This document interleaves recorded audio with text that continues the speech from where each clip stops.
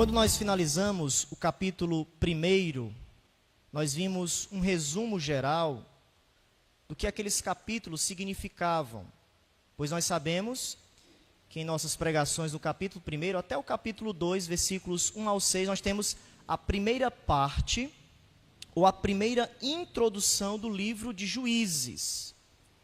E dessa forma também, nós que vamos terminar a segunda parte deste livro, ou dessa introdução, que começa nos versículos 6 do capítulo 2, até o capítulo 3, versículo 6. O que nós temos visto até aqui? O que o autor de Juízes aborda diante de todos esses versículos, de todas essas mensagens? Basicamente, nós podemos observar 4 coisas que vimos e que nessa noite finalizaremos essa segunda parte dessa introdução. Primeira coisa, nós temos o perigo da apostasia. Apostasia significa abandonar ao Senhor em favor de outras coisas que Deus não aprova. É não sermos comprometidos com o nosso Deus, é nós sermos desleais de maneira intensa ao transgredirmos a lei do Senhor, não andarmos segundo os seus estatutos, segundo as suas promessas, não obedecermos aos seus mandamentos. Segunda coisa que nós temos visto é que Deus não tolera rivais. Não podemos servir a 2 senhores.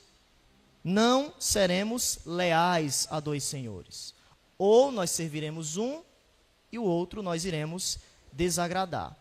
E com isso a Bíblia nos informa que Deus, ele se ira, porque não há espaço em nossa fé para a acomodação, que aqui no contexto de Juízes, eles estavam colocando a sua fé, mas ao mesmo tempo acomodando noções pagãs ou costumes pagãos que Deus assim não tolerava, porque a adoração para com Deus é exclusiva. A nossa fé precisa ser exclusiva, e quando nós não somos, ou quando a nossa fé não está nessa exclusividade, Deus se ira, pois a sua ira é justa. A verdade absoluta de Deus está perante nós, diante da sua revelação e diante das Escrituras. Mas diante dessa ira que é justa, em terceiro lugar, observamos que ao mesmo tempo somos lembrados da paciência de Deus, ou de sua compaixão, pois em todos esses versículos não temos um indício próprio desse arrependimento. Sempre o povo estava se voltando a falsos deuses. Os caminhos que o povo estava seguindo diante de cada rei que era levantado, cada ciclo de desobediência era pior do que o primeiro. Mas sempre Deus, com a sua graça, mediante a sua aliança, ele demonstrava compaixão. Cada juiz que era levantado, vimos isso propriamente, exclusivamente na pregação passada, era um indício da compaixão de Deus. Deus levantava libertadores pelo poder do seu Espírito, tirando o povo das trevas e colocando na sua bendita lei. E diante disso, em quarto lugar, nós somos lembrados de sua graça. Por que somos lembrados de sua graça? Porque nós temos no livro de Juízes 2 padrões que andam de maneira paralela. Se você estiver lendo o livro de Juízes, você vai perceber esses 2 padrões de maneira paralela, seguindo o curso, o caminho do povo, mas também o caminho de Deus. O ciclo do povo de Deus no livro de Juízes sempre era apostasia, opressão, gemido e libertação. Esse era o ciclo do povo. Sempre o povo entrava nesse ciclo. Quando começava a libertação, voltava de novo a apostasia, a opressão, o gemido, a libertação. E assim sucessivamente. Era o ciclo do povo de Deus naquele contexto. Mas também nós temos o ciclo de Deus, diante da resposta do povo. O ciclo de Deus era ira, castigo, paciência ou compaixão e libertação. Então, esses 2 ciclos, o caminho de Deus, ou a ação de Deus e a ação do povo andam de maneira paralela em todo o livro. E nós vamos observar isso de maneira própria, principalmente quando começarmos a pregação posterior sobre o primeiro rei, ou melhor dizendo, o primeiro libertador que Deus levanta, o primeiro juiz na história do povo de Deus nesse contexto. Então hoje nós estamos nos versículos finais dessa segunda introdução, capítulo 3, versículos 1 ao 6, e a função principal desses versículos é desenvolver de maneira detalhada o capítulo 2, versículo de número 22, para pôr elas à prova, Israel, se guardará ou não o caminho do Senhor, como seus pais o guardaram. Então aqui está o ponto do desenvolvimento do capítulo 3. Ele está alicerçado no final do capítulo 2, principalmente o versículo 22. O autor vai descrever a provação, e através dessa provação vai anunciar o fracasso desolador de Israel, vai nos mostrar a profundidade da depravação do povo, as consequências desse fracasso, pois eles não se empenharam na verdadeira guerra. Há uma guerra que todos nós precisamos nos empenhar de maneira correta, mas o povo, infelizmente, não se empenhou como Deus assim queria. O povo não entrou nessa guerra santa, e os seus lares, as suas filhas, a sua identidade estava sendo perdida. Então o autor vai reiterar a justiça de Deus ao enviar as nações para que os seus atos graciosos de libertação sejam evidenciados.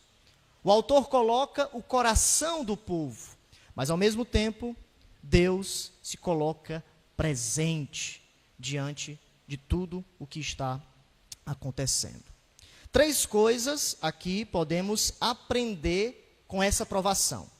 Então o ponto aqui é provação, a provação de Israel, porque Deus quis provar o povo. 3 coisas o autor vai nos ensinar. Em primeiro lugar, os versículos 1 ao 3, nós temos a natureza da provação. O que é a natureza da provação de Israel? Porque Deus colocou o povo à prova. O autor começa falando, são estas as nações. Então veja que Deus deixou certas nações com um objetivo. São estas as nações para por elas provar a Israel. E essa provação está ligada à guerra de Canaã. Então veja, a natureza da provação está nessa expressão aqui. Se você olhar para o texto, você vai perceber e entender.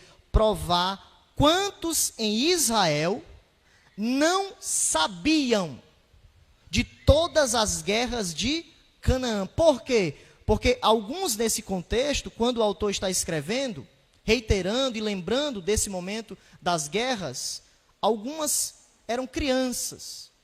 Elas não sabiam e não tinham entendido o Deuteronômio capítulo 7, que nós já vimos, a lei de exterminar os inimigos do povo de Deus. Então, nesse contexto, crianças, outras nem sequer haviam nascido, e o povo entrou na terra prometida. Mas algumas dessas crianças que estavam crescendo não tinham ainda a experiência de Deuteronômio capítulo 7. Elas não sabiam das guerras de Canaã. O versículo 2 vai aprofundar isso de maneira enfática. Isso tão somente para que as gerações dos filhos de Israel soubessem. O que é que elas devem saber? Saber o ensino da guerra.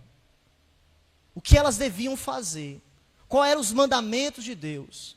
O que o povo deveria fazer com os seus inimigos? Porque não sabiam disso. Era uma geração, capítulo 2, versículo 10, que não viram as obras do Senhor.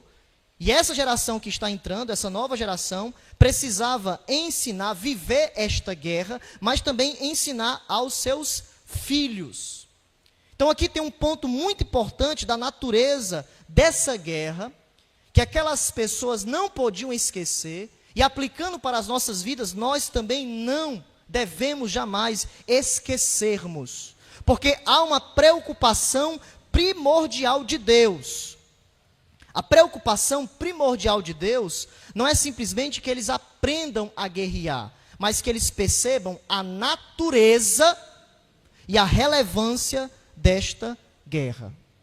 O povo de Deus é um povo pactual, que tem alianças, estipulações, e quando eles estão diante do mandato divino, eles precisam fazer certas coisas. Então, no desenvolvimento dessa natureza e dessa guerra, não é simplesmente pegar machados, não é simplesmente exterminar os seus inimigos, mas há um propósito de Deus. Há uma natureza, eu diria, ou uma guerra santa. O comandante supremo é Deus. E os seus inimigos, diante do contexto, diante da sua ira, precisavam ser destruídos. Perante a sua soberania, Deus utilizando o povo de Israel para a sua ação soberana. Então, essa guerra não é algo apenas físico. Esse é o ponto do autor. Quando ele fala de guerra de Canaã, ele está colocando algo teológico. É uma guerra santa. Versículo 3, o autor coloca as nações que ele deixou com esse propósito, para que o povo aprendesse. 5 príncipes dos filisteus, cananeus, sidônios, heveus, que habitavam nas montanhas do Líbano, desde o monte de Baal-Hermon até a entrada de Amate. Então veja que nós temos aqui 4 agentes de influências negativas que o povo de Deus estava sendo provado, mas o povo deveria responder segundo as estipulações de Deus.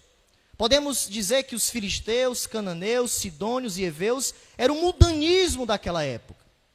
E eles deveriam lutar contra esse mundanismo. E assim é a nossa vida. Nós temos muitos filisteus, cananeus, sidônios, que se apresentam diante de nós, que cercam a nossa vida, que cercam a nossa casa. O mundo vai nos empurrando, e quando menos a gente espera, nós estamos lutando com as mesmas táticas do mundo, com as mesmas filosofias do mundo. É por isso que Romanos capítulo 2 vai nos dizer: não vos conformeis com este mundo, com esse presente século, porque esse presente século está entregue a Satanás. O ataque deste mundo é implacável, mas enquanto o mundo ataca, Deus está nos provando para saber aonde está a força do nosso coração, aonde está a nossa mente, aonde está a nossa guerra, como nós temos guerreado contra os nossos inimigos. Aqui está o ponto dessa guerra, quando eu falo que é teológica, ela é espiritual. A guerra que o autor está nos dizendo, meus irmãos, é uma guerra espiritual. Apesar de a nossa luta ser diferente do povo do Antigo Testamento, o princípio continua. O princípio de uma guerra espiritual por natureza, apesar de ela se manifestar de maneira diferente nos reinos terrenos. Na antiga aliança, Deus se manifestou daquela forma, mas no Novo Testamento nós temos uma guerra peculiar. Uma guerra que eu e você, como povo de Deus, estamos envolvidos. E não podemos esquecer dessa questão primordial. Você está em guerra. Eu e você estamos em guerra. Não esqueça, o livro de Juízes retrata a nossa caminhada com Deus e com Jesus Cristo. E nessa caminhada com Jesus, nós somos chamados para a guerra. Não é um mar de rosas, nós estamos em uma batalha. Fomos alistados para uma guerra espiritual. Somos os seus soldados. E eu acredito que nessa guerra, assim como o povo de Deus vai nos ensinar, porque tudo foi escrito para a nossa admoestação, nessa caminhada, Deus coloca algumas coisas que nós precisamos lidar. Para pôr à prova, algumas coisas Ele vai colocar para que nós, a cada dia, precisamos lidar com elas. Ele vai tirar outras, mas Ele permite que outras estejam perante nós, para nós lidarmos com elas. Ou seja, há uma arte de uma guerra espiritual, que eu e você precisamos aprender. Isso é primordial para você que é crente, diante do nosso chamado. Não é apenas bênçãos, mas também são guerras espirituais. E nós lemos nessa noite, 2 Timóteo, capítulo 2, versículos 1 a 8, Paulo vai colocar 3 imagens fortalecendo o ministério de Timóteo diante da sua fidelidade, perseverança. Ele coloca a imagem do atleta, do fazendeiro, mas também do agricultor. E diante dessa guerra, Paulo enaltece de maneira bastante vívida acerca do soldado. Timóteo, você é um soldado. E já que você é um soldado, você precisa participar, como um bom soldado de Cristo, dos meus sofrimentos. Porque nenhum soldado em serviço se envolve em negócios desta vida, porque o seu objetivo é satisfazer aquele que o arregimentou. Veja, nós sabemos que Paulo foi preso mais de uma vez, e ele sabia que os romanos, ou esses soldados romanos, eles estavam sempre em prontidão. Eles estavam dispostos a morrer pelo Império Romano, e Paulo está dizendo, um bom soldado está disposto a sofrer. Um bom soldado participa, não apenas está relacionado, ele sente os aguilhões do sofrimento de Cristo. Ele participa, é uma comunhão do sofrimento. Ou seja, Timóteo, não fique bravo com as dificuldades, não desista quando elas aparecerem. Sofrimentos e dificuldades irão fazer parte da sua vida, porque você está em uma guerra. Você é um soldado. Deus te colocou no campo de batalha. E já que estamos no campo de batalha, precisamos revestir de toda a armadura de Deus. O crente é um soldado que foi chamado para sofrer por Cristo, para viver por Cristo, para renunciar todas as coisas que competem em nossa comunhão com Ele. Uma das características que Paulo foca aqui é justamente a direção correta de um soldado. Ele não se envolve em negócios dessa vida. Paulo vai dizer isso. O soldado, ele vive com uma consciência constante de que uma guerra está acontecendo. Ele tem um senso de concentração, sempre ele está com seu escudo, a qualquer momento, para levantá-lo, para defender, a espada para atacar. Ele sempre está nessa percepção de austeridade, abnegação, desconsideração pelas questões triviais. Ou seja, ele tem uma mentalidade que ele está em uma missão celestial. E por que Paulo está colocando a imagem do soldado nessa guerra? Porque há uma tentação para todos nós que estamos nesta guerra. Nos distrairmos por coisas que não importam, coisas até boas, mas que nos impedem de agirmos de maneira completa perante o Senhor, de fazer aquilo que é principal, aquilo que é primordial. O soldado, ele não perde tempo, ele não busca atalhos, mas sempre está em prontidão para servir ao seu Senhor. E assim Paulo está nos dizendo, nós estamos em uma guerra. O livro de Juízes também retrata isso, há esse princípio de uma guerra, há coisas que nós precisamos lutar.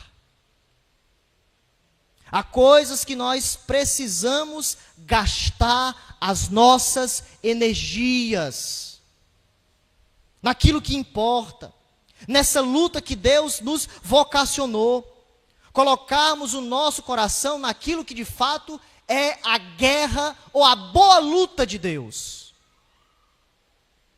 Por exemplo, uma guerra que nós precisamos lutar, a nossa espiritualidade.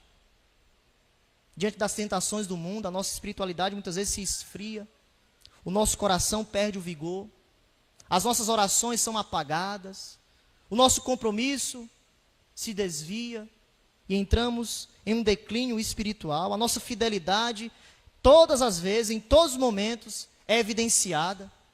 Diante das lutas que nós passamos, as nossas famílias também é uma guerra que nós precisamos nos concentrar, que nós precisamos lidar, os nossos filhos, as nossas esposas, tudo isso, meus irmãos, deve ser colocado diante dessa guerra.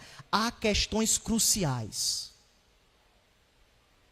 Há coisas que importam você lutar, mas há coisas que você deve deixar de lado. Então, eu acredito que nessa guerra, muitas coisas nós temos acrescentado e estamos pesados nessa luta, e estamos perdendo o senso de concentração da nossa missão, Qual é a nossa missão? Qual é a missão do povo de Deus? Qual é a nossa guerra? A sua guerra, meu irmão, é abençoar a sua esposa. A sua guerra, meu irmão, é liderar a sua esposa. A sua guerra, minha irmã, é submeter a seu esposo. A sua guerra, filho, filha, é honrar os seus pais. É orar pelos seus pais. Aqui está a nossa guerra. Porque quando nós distanciamos dessas coisas, Satanás vai lá e vai infiltrando as suas mazelas. E nós perdemos o senso de concentração. E quando nós nos alertamos, já é tarde demais. Nós precisamos olhar para essa guerra. Isso é primordial para mim e para você. Como igreja de Cristo, nós precisamos cuidar da doutrina.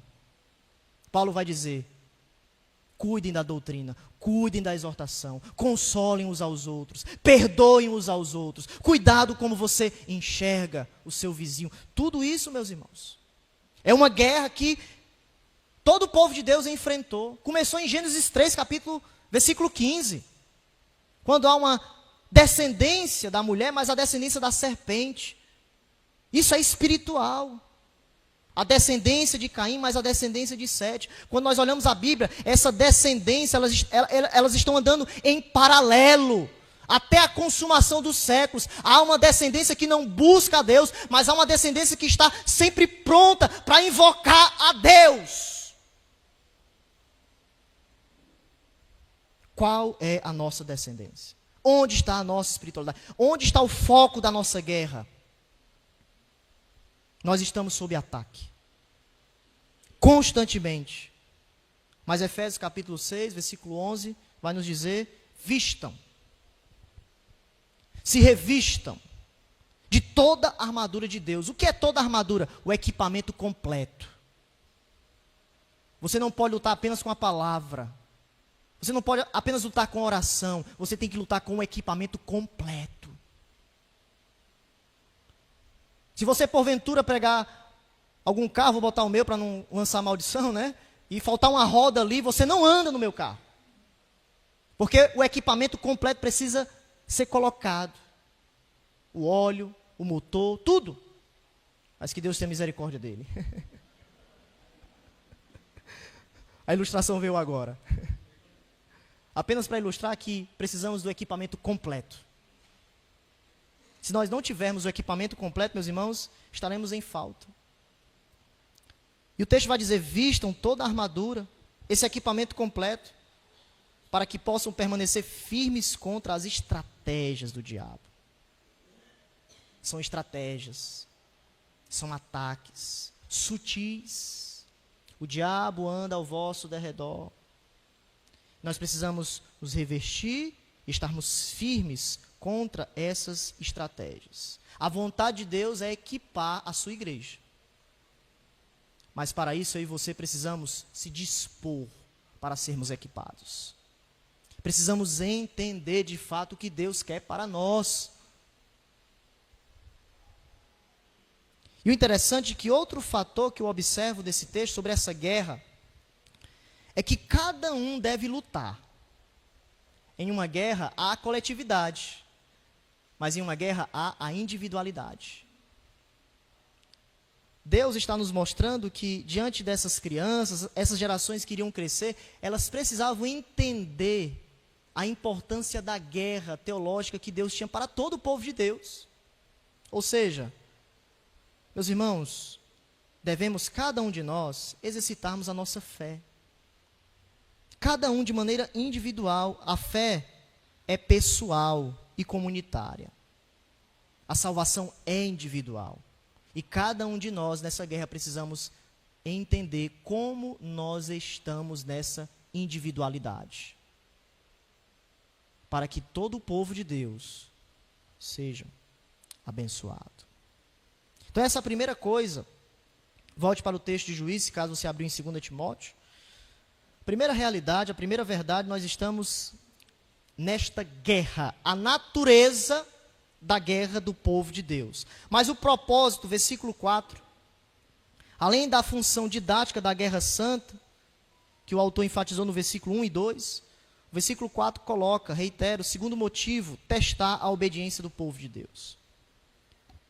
Estes ficaram para por eles o Senhor pôr Israel à prova, para saber se dariam ouvidos aos mandamentos que havia ordenado a seus pais por intermédio de Moisés. Então aqui está o propósito bem nítido.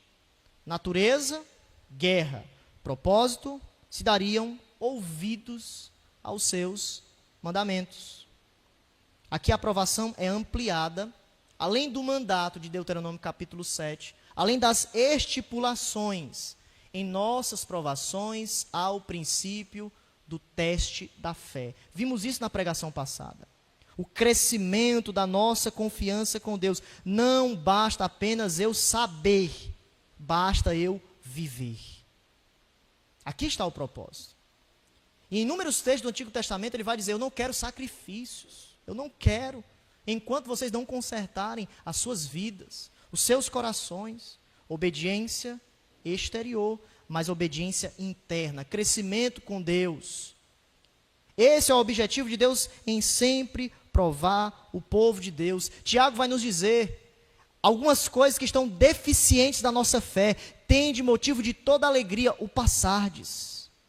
Porque nessas deficiências, nessas provações, Deus está purificando a sua vida. Deus está purificando a sua alma, a maturidade. Nós já temos visto em várias pregações, e o meu intuito não é nós ficarmos tanto nesse propósito, para não ficarmos repetitivos, mas o ponto de você não esquecer é que quando o propósito da aprovação chegar, o termômetro da sua vida será colocada. Quando a prova chegar, saberemos onde estamos. Se estamos do lado de Deus ou se estamos diante dos nossos pecados. O objetivo das nossas provações é a nossa maturidade. E por fim, o versículo 5 e 6, nós temos o resultado. Então, primeiro, natureza. Segundo, propósito. Terceiro, resultado. É interessante que eu estive lembrando desses versículos, como nós estamos no final do ano, o versículo 5 e o versículo 6 funcionam como um boletim escolar. O boletim escolar das nossas vidas perante o grande mestre, professor e juiz, que é o nosso Deus. O autor vai expressar sua avaliação. Qual foi a avaliação que ele teve do desempenho do povo quando eles entraram na terra prometida? Eles precisavam administrar a lei de Deus nos corações, nas guerras, mas o autor vai colocar o resultado. Versículo 5, habitando, pois, os filhos de Israel no meio dos cananeus, dos heteus, amorreus, ferezeus, heveus e jebuseus, tomaram de suas filhas para si por mulheres e deram as suas próprias filhas aos filhos deles. Eles se casaram, as filhas e os filhos aqui, com esses falsos deuses, com essas nações que não buscavam ao Senhor. Então Deus provou o povo, Israel foi reprovado, infelizmente. Por quê? Porque se tornou igual aos povos pagãos. O texto vai finalizar toda essa sessão dizendo: rendiam-se aos seus deuses. Rendiam-se. Houve uma rápida aceitação dos deuses daquela época. É a política da boa vizinhança. Como é que os inimigos do povo de Deus derrotaram Israel? De dentro para fora. Começaram entrando, começaram a se dialogar, começaram a se relacionar, e o povo começou de dentro para fora a se desviar dos caminhos do Senhor. Nos versículos 5 e 6, duas acusações dessas reprovações, desse resultado. Primeiro, eles se casaram, as filhas, os filhos, com os cananeus, uma violação direta da lei de Deus, Deuteronômio capítulo 7. versículo 3 e 4. À medida que você vai ler, o autor de Juízes vai evidenciar isso de maneira veemente. Cada parte que nós lemos o livro, nós vamos observar esse problema aumentando. Esses casamentos aqui, o grande problema que o autor quer nos afirmar é a perda da identidade. O povo estava perdendo a sua identidade, porque começou a se relacionar com os povos pagãos, as suas filhas, os seus filhos, e quando menos eles esperavam, a perda da identidade do povo de Deus estava se perdendo. E aqui nós aprendemos uma aplicação muito importante, que nós que somos povo de Deus, nós temos uma identidade. E nós não devemos perder essa identidade. O povo de Deus é diferente do povo do mundo. O povo de Deus tem valores celestes, tem valores diferentes, andam pelo caminho estreito, andam com Jesus e nada mais. Jesus é suficiente para nós. E um texto do Novo Testamento, para a gente sempre ver todo o conselho de Deus, que nós enxergamos isso, é 2 Coríntios, capítulo 6, versículos 14 ao 16, um texto que todos nós conhecemos, sempre nós se voltamos a ele, juntando esse texto com o texto de Deuteronômio também, capítulo 7, mas no Novo Testamento nós temos a identidade do povo de Deus. 2 Coríntios, capítulo 6, versículos 14 ao 16, Paulo vai nos dizer o seguinte: não vos ponhais em julgo desigual com os incrédulos. O que era o jugo desigual? Basicamente, um jugo era uma peça de madeira, né? O Júnior vai saber muito disso, né? Aquela famosa canga, né? Que unia os bois para trabalharem. Depois os irmãos podem colocar junta de bois, aí bota a imagem e você vai ver aquela madeira que ficava no pescoço dos bois, de outros animais, e eles, diante disso, deveriam trabalhar em unidade, em conjunto, em um único propósito, arando a terra, puxando a carroça. O ponto era a sintonia. Esse era o propósito do jugo. Porém, nós vemos, quando Paulo vai falar sobre o jugo desigual, é que se um boi fosse menos, né, pesado, ou se ele não tinha a mesma proporção do outro, o que iria acontecer? Distribuição errada do peso. Eles não iriam estar na mesma sintonia, onde alguns até ficavam circulando, porque o mais pesado ficava puxando e o outro não conseguia acompanhar. Ficava andando em ciclos ou de maneira desalinhada, desajustada. Então o ponto de Paulo é: não se colocam, vocês não devem se colocar, melhor dizendo, em julgo desigual. Há um peso, há uma função para o povo de Deus, há uma conduta, há um propósito, há um pensamento, há uma cosmovisão, e vocês não podem se unir aos incrédulos. Porque os incrédulos não são povo de Deus, é luz e trevas, não tem como dar certo. É Cristo e Satanás, não tem como dar certo. Porquanto, que sociedade, parceria, outras traduções vai colocar concórdia, pode haver entre a justiça e a iniquidade? Ou que comunhão da luz com as trevas? Veja, sempre algo oposto Paulo está colocando. Que harmonia entre Cristo e o maligno? Ou que união do crente com o incrédulo? Que ligação há entre o santuário de Deus e os ídolos? Aqui está o ponto do que Paulo estava falando, que seria o jugo desigual naquele contexto. Era a idolatria. O povo não poderia se associar ao contexto dos templos pagãos, porque a idolatria estava lá.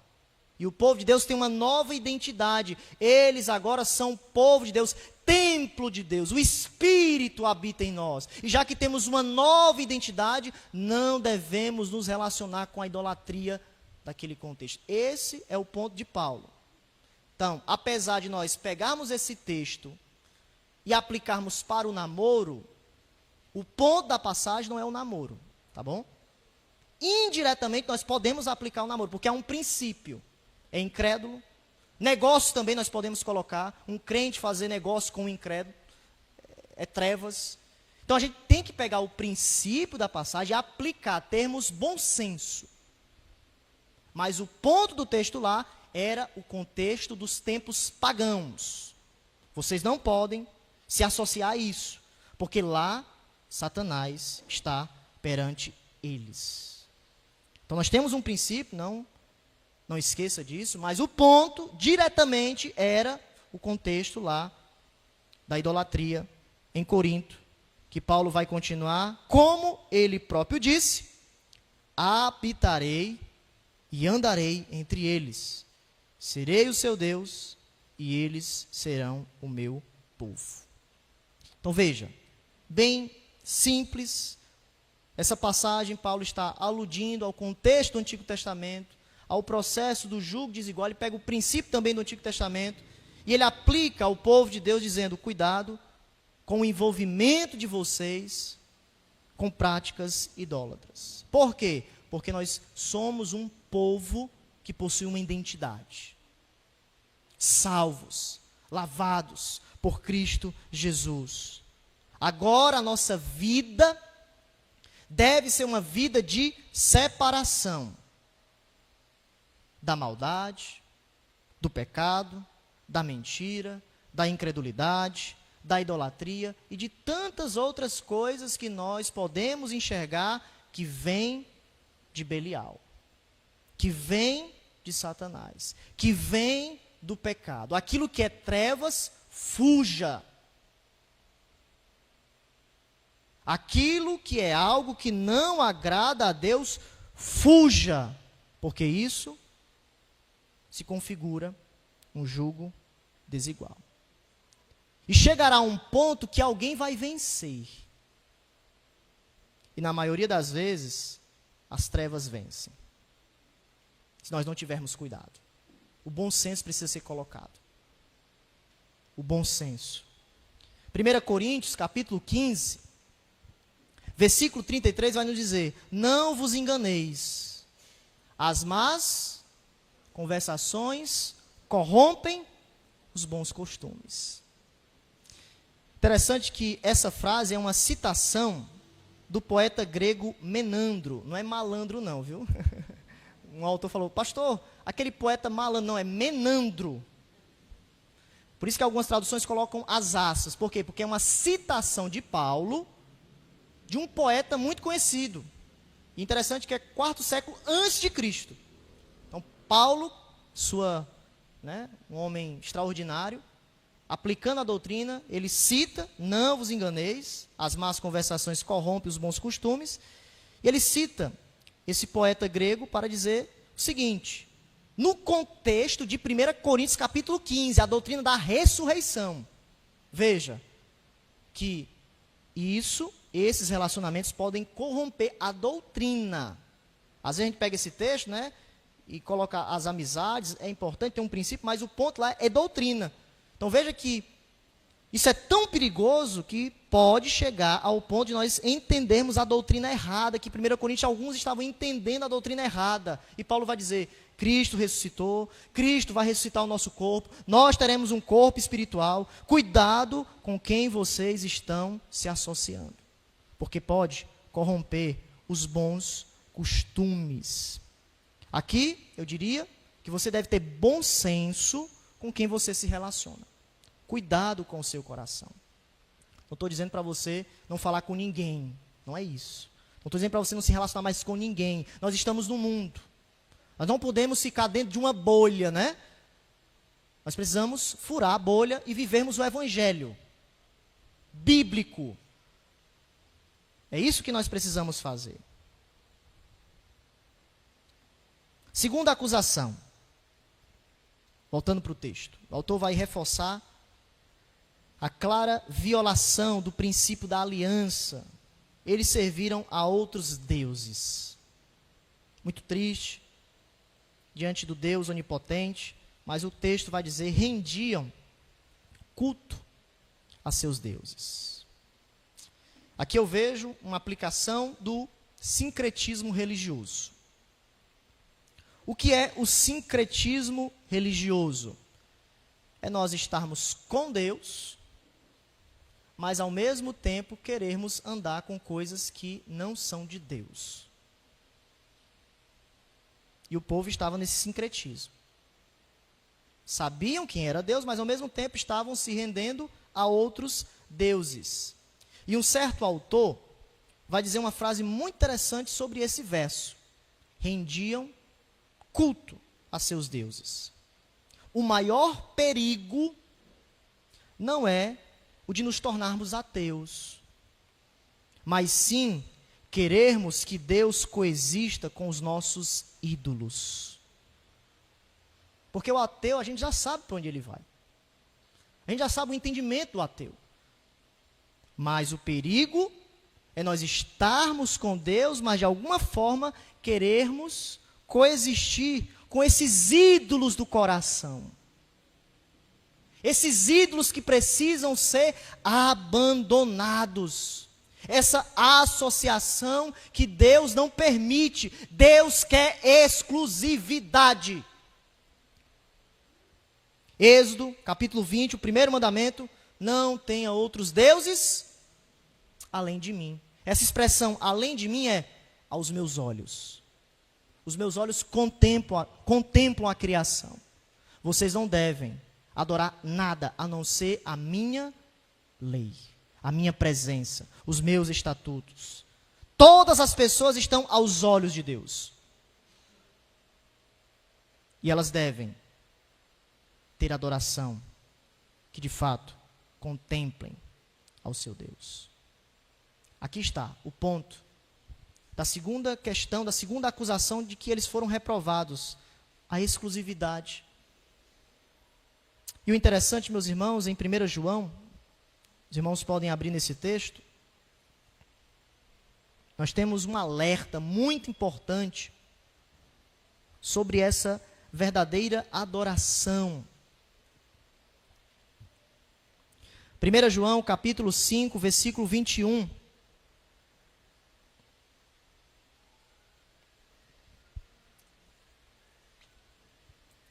Veja o que João vai nos dizer. Como ele conclui sua carta. Ele conclui com uma exortação. E nós também concluiremos com essa exortação. João conclui da seguinte maneira: filhinhos, cuidado com os ídolos. Filhinhos, afastem-se dos ídolos. Naquele contexto, o ídolo, de maneira primária, seriam os falsos ensinos. João está nos dizendo: cuidado com esses falsos ensinos, porque afastam vocês de Jesus Cristo, a pessoa central. Muitos anticristos têm se levantado. E o ponto central é manchar o evangelho puro e simples. Mas aplicando para as nossas vidas, filhinhos, Igreja Batista do Curió, afastem-se dos seus ídolos. Pode ser uma doutrina errada, mas também pode ser alguma coisa que Deus, neste momento, aguça o seu coração e fala: deixe isso. Isso é pecado. Isso não vem de Deus. Isso não coloca a santidade do Senhor diante da perspectiva da sua presença. Afaste-se disso. Cuide disso. Cuide do seu coração. Afaste, porque hoje é o tempo que Deus quer lidar com a sua vida. Existe algo que está ocupando o lugar de Deus na sua alma, na sua vida, na sua família. João nos diz: afaste-se. Fuja. Guarde o seu coração. Filhinhos. Veja a forma, a ternura do apóstolo. Filhinhos. Vocês estão relacionados com Jesus. Cuidado. Afastem-se dos ídolos. Sempre nessa guerra haverá coisas que nós precisamos extirpar da nossa vida, tirar da nossa vida. Efésios vai dizer que nenhuma palavra torpe, nem nosso pensamento deve sair da nossa boca. Coisas que não agradam ao Senhor. Nós precisamos, meus irmãos, diante dessa provação, olharmos para a sua natureza, para o seu propósito, mas também para os seus resultados. Final do ano chegou. O boletim de Deus está diante de vós. Qual é a nota de Deus? Você está sendo aprovado? Ou você está sendo reprovado?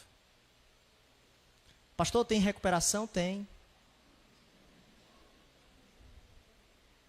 Deus tem paciência e diz: arrependam-se e voltem o caminho, iniciem de novo. E se você estiver no contexto de Hebreus, que você já era para ser mestre, mas ainda é criança, continue e cresça no Evangelho. Só basta você se dispor e aprender a mensagem de Cristo. Ele está disposto a lhe ensinar. O nosso Deus é diferente dos outros professores. O nosso professor sabe cuidar dos nossos corações. E por isso, meus irmãos, como nós temos enfrentado, ou como nós temos estado nessa guerra? Queria finalizar com isso, essa pergunta reflexiva. Que Deus nos ajude a guerrearmos de maneira correta, a entendermos a aprovação e sermos aprovados. Como obreiro que não tem do que se envergonhar, mas que maneja bem a palavra de Deus. Baixe sua cabeça.